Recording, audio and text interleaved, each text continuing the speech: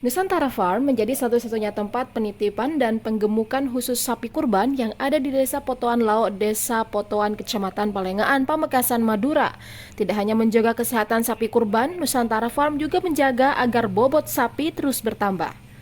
Menjelang pelaksanaan Hari Raya Idul Adha atau yang kerap disebut Hari Raya Kurban, tahun ini Nusantara Farm menjadi satu-satunya tempat penitipan dan penggemukan hewan kurban, sehingga warga Pamekasan memanggilnya Salon Hewan Kurban. Tidak hanya menjadi tempat penitipan dan penggemukan hewan kurban yang rata-rata berupa sapi mendapat perlakuan yang lebih, bagaimana memandikan sapi sampai dengan proses pemijitan dan pemberian jamu.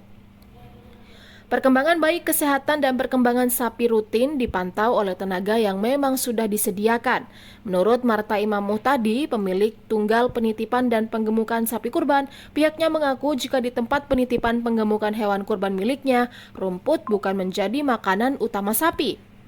Akan tetapi, makanan berupa pelet yang bahan dasarnya adalah pangkal kelapa sawit yang memang sudah dipesan khusus.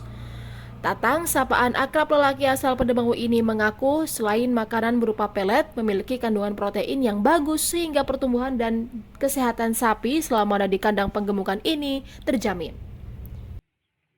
Pakai rumput dengan pelet Birman itu, kalau rumput cara mengukur protein tidak bisa diukur secara kasat mata. Kalau yang pakai pelet otomatis sudah ada daftar protein yang dihasilkan, kandungan protein. Karena dengan protein yang tinggi akan mengakibatkan bahwa daging bagus, pertambahan bobot akan lebih meningkat daripada yang memakai daun-daunan.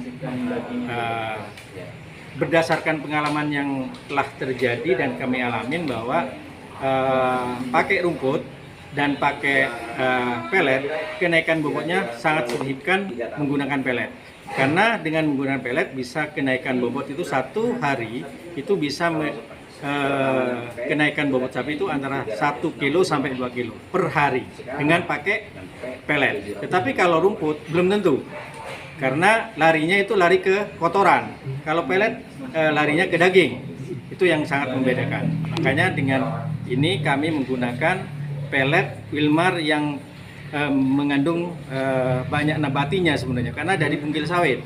Bungkil sawit yang dikelola menjadi ini. Karena protein kandungan bungkil sawit itu antara 18% sampai 20%. Cara pengecekannya, perkembangan tubuh sapi itu diketahui bagaimana, Pak? Pengembangan cara itu dicek setiap minggu, Pak. Bobot itu bisa dilihat setiap minggu sampai 2 minggu. Kita timbang lagi.